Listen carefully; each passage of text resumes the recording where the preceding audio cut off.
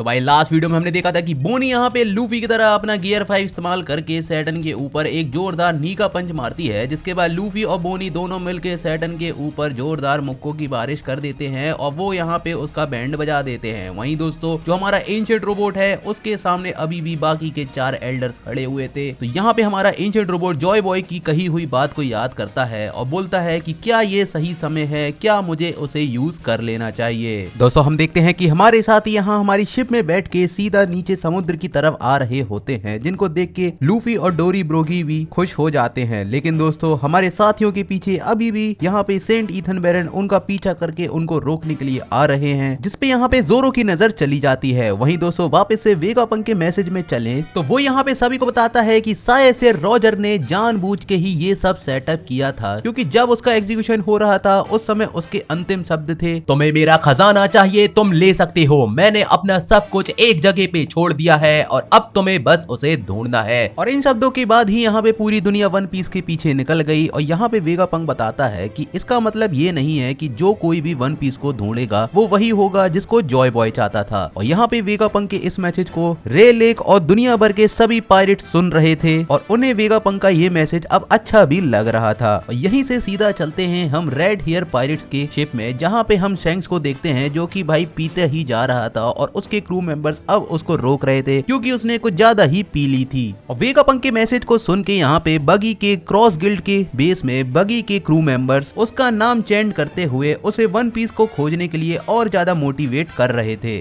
और इसी one piece के डिस्कशन को लेके यहाँ पे नेवी के हेडक्वार्टर में सभी मरीन ऑफिसर्स ये बात कर रहे थे कि भाई हम लोग को वन पीस को पहले खोजना होगा, इससे पहले कि कोई पायरेट उसको हासिल कर ले। तो यहाँ पे आका इनो सभी को बोलता है कि साले तुम लोग वन पीस के पीछे चले जाओगे तो सिविलियंस की रक्षा आखिर कौन करेगा। वापस से वेगापंक के मैसेज में चले तो वो सभी को बताता है कि अब जो कुछ भी हो रहा है उसे रोका नहीं जा सकता, क्योंकि अब इस दुनिया का भविष्य उसी के हाथ में है जो यहाँ पे वन पीस को हासिल करेगा। अब वेगापंक के इतने बड़े स्टेटमेंट को लेके पूरी दुनिया में सभी लोग काफी ज्यादा टेंशन में आ जाते हैं और वो ये लोग सोच रहे थे कि अब इसका मतलब तो ये है कि इस दुनिया का भविष्य एक पायरेट के हाथ में होगा या फिर ये दुनिया समुद्र के नीचे ही डूब जाएगी। लेकिन दोस्तों वन पीस की कंफर्मेशन के बाद अब पूरी दुनिया में सभी पायरेट्स काफी ज्यादा एक्साइटेड हो जाते हैं उसको खोजने के लिए। और ये एक्साइटमेंट हम जेल में बंद कुछ पायरेट्स के अंदर भी देख रहे थे। और ये सब देख के यहाँ पे काफी सारे नेवी वाइस एडमिरल को ये विश्वास ही नहीं हो रहा था कि वेगापंक आखिर ये सब चीजें कैसे दुनिया के सामने कह सकता है।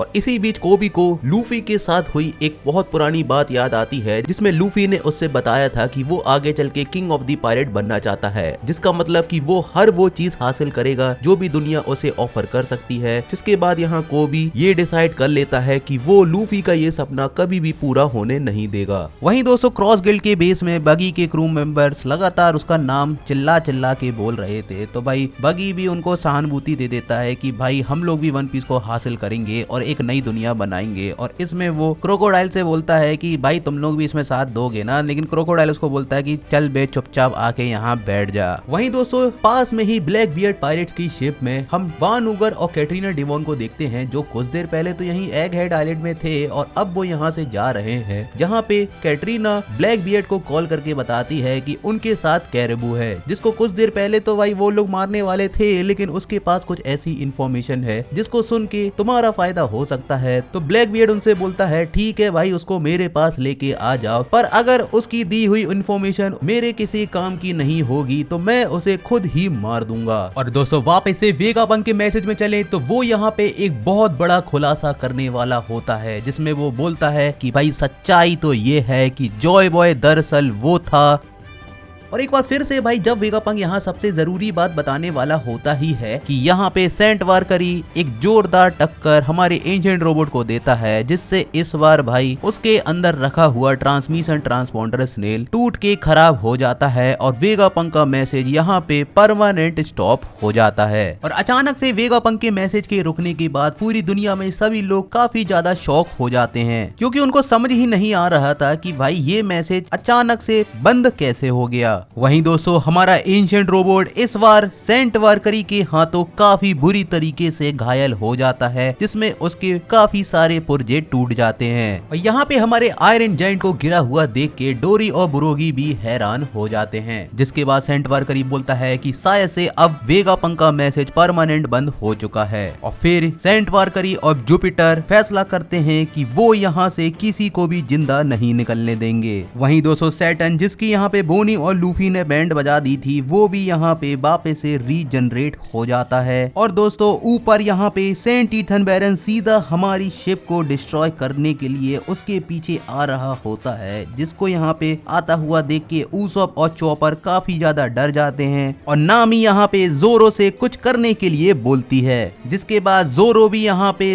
सेंट ईथन बैरन का सामना करने के लिए सामने आ जाता है। वहीं दोस्तों नीचे हमारा एंशिएंट रोबोट वापस से खुद को संभालता हुआ एक बार फिर से खड़े होने की कोशिश करता है। और यहाँ पे हमारा घायल एंशिएंट रोबोट बोलता है कि मुझे माफ कर देना जॉय बॉय। जिसके बाद लूफी उससे बोलता है कि हे एंशिएंट रोबोट, क्या तुम ठीक हो? तो वो जवाब देता है कि मैं यहाँ पे माफी मांगना चाहता हूँ, ये तो हो ही नहीं सकता कि तुम अभी भी जिंदा हो सकते हो। जिसपे लूफी उससे बोलता है कि भाई तू मुझे कोई और ही समझ रहा है। तो एंशिएंट रोबोट उसको बताता है कि मैं जिसकी बात कर रहा हूँ वो बिल्कुल तुम्हारी तरह ही दिखता था, और इसी कारण से मेरी कुछ पुरानी यादें ताजा हो गई और मुझे उस दिन की याद आ गई। और यहीं पे दोस्तों हम देखते हैं कि पांचों एल्डर यहाँ पे हमारे साथियों को रोकने के लिए उनकी तरफ आगे बढ़ रहे होते हैं। और इसी बीच हमारा एंशिएंट रोबोट बोलता है कि मुझे माफ कर देना जॉय बॉय, ये मेरी ही गलती थी कि मैं तुम्हें किंग नहीं बना सका।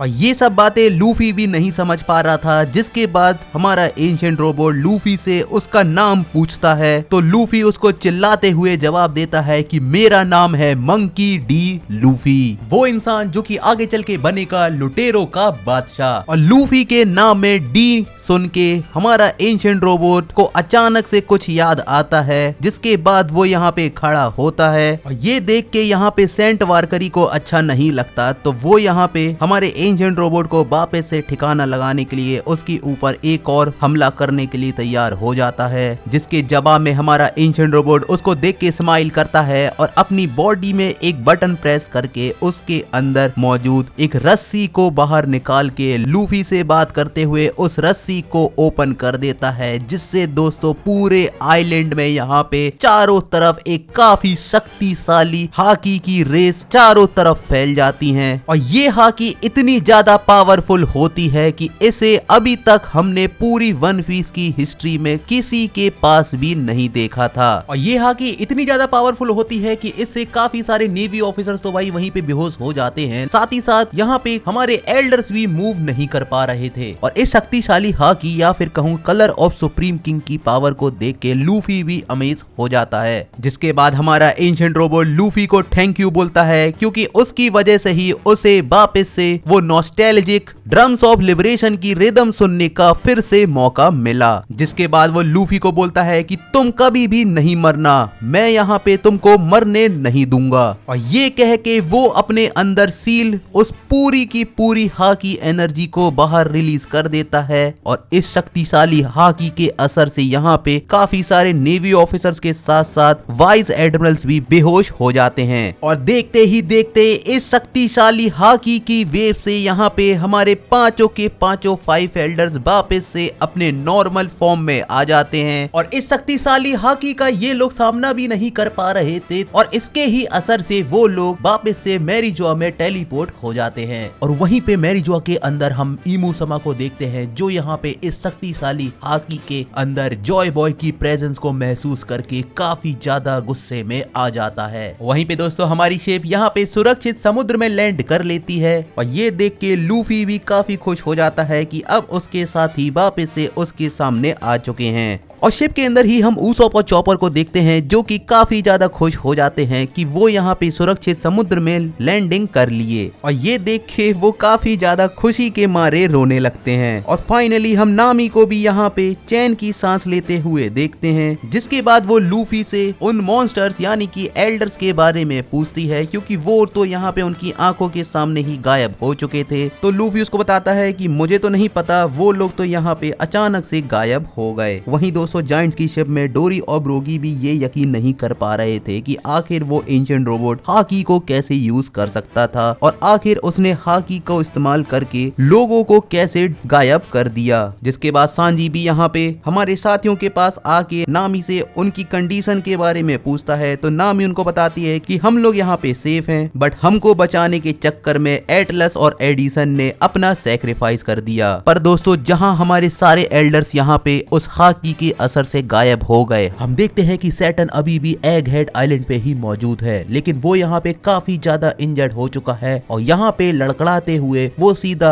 हमारे एंशिएंट रोबोट के पास जाता है, जहाँ पे हमारा एंशिएंट रोबोट काफी सालों पहले उस दिन को याद करता है जिस दिन जॉय बॉय ने उससे कहा था कि इसे उसी समय यूज करना जब सही समय आएगा। ये दोस्तों वही दिन था जिस दिन जॉय बॉय ने अपनी हाकी को एक रस्सी में गिठान लगा के हमारे एंशिएंट रोबोट के अंदर सील कर दी थी। और फाइनली भाई काफी लंबे इंतजार के बाद हमको वन पीस एनिमे के अंदर फाइनली जॉय बॉय की थोड़ी बहुत ही सही लेकिन अपीयरेंस देखने को मिल जाती है, जिसमें आगे जॉय बॉय एंशिएंट रोबोट से बताता है कि मेरे जाने के बाद भी तुम काफी सालों तक जिंदा रहोगे और आगे चल के एक दिन ऐसा आएगा जब मैं यहाँ तुम्हारी मदद करने के लिए नहीं रहूंगा, और उस टाइम पे जब तुम्हें लगे कि तुम्हारी जिंदगी खतरे में है या फिर कोई ऐसा है जिसे तुम प्रोटेक्ट करना चाहते हो, तो वही सही समय होगा मेरी इस पावरफुल हाकी को यूज करने का, जिसको यूज करने के लिए तुम बस इस गिठान को खोल देना। और ये सारी बात अहमद समझ जाता है, जिसके बाद वो जॉय बॉय से बोलता है कि इसका मतलब जब सही समय आएगा तुम मेरी मदद कर दोगे। जिसके जवाब में जॉय बॉय अहमद से बोलता है, हाँ तुमने सही कहा, जब वो सही समय आएगा मैं फिर से तुम्हारी मदद करूंगा, ठीक उसी तरह से जैसे मैं हमेशा करता हूँ। जिसके बाद अहमद जॉय बॉय को थैंक यू बोलता है और आगे उसे बताता है कि उस हाल में तो ये ऐसा ही हो जाएगा जैसे तुम अपनी मौत के बाद भी मेरे साथ हमेशा मौजूद रहोगे। जिसके जवाब में जॉय बॉय अहमद से बोलता है कि अरे अरे भाई मैं बहुत दूर फ्यूचर की बात कर रहा हूँ, तू समझ पा रहा है। लेकिन अहमद यहाँ पे स्माइल करते हुए जॉय बॉय को बोलता है कि भाई इस चीज की मदद से तो मैं कभी भी अकेला नहीं रहूंगा। और एक काफी इमोशनल मोमेंट के साथ यहाँ पे हमें एंशिएंट रोबोट को अलविदा कहना होगा और इसी के साथ हमारा ये एपिसोड यहीं पे समाप्त होता है। दोस्तों बहुत बहुत शुक्रिया आप सभी का वीडियो को पूरा एंड तक देखने के लिए। अगर तुम लोगों को वीडियो पसंद आई हो तो प्लीज वीडियो को लाइक कर देना, चैनल को अभी तक सब्सक्राइब नहीं किया है तो वो भी फटाफट से कर दो। और लास्ट वीक मैंने तुम सभी से क्वेश्चन पूछा था कि भाई लूफी जहाँ पे रहता है उस किंगडम का नाम क्या है, जिसका सही आंसर है गोवा किंगडम। और जिन लोगों ने भी इसका सही आंसर दिया है उनके कमेंट्स तुमको स्क्रीन के सामने शो हो रहे होंगे। और दोस्तों इस वीक का तुम सभी के लिए क्वेश्चन है कि तुमको बताना है कि भाई जो हमारा जोरो है उसकी करंट की तीनों शॉर्ट्स के नाम क्या है। अगर तुमको इसका आंसर पता है तो नीचे कमेंट कर देना। मिलते हैं नेक्स्ट वीडियो में, बाय बाय।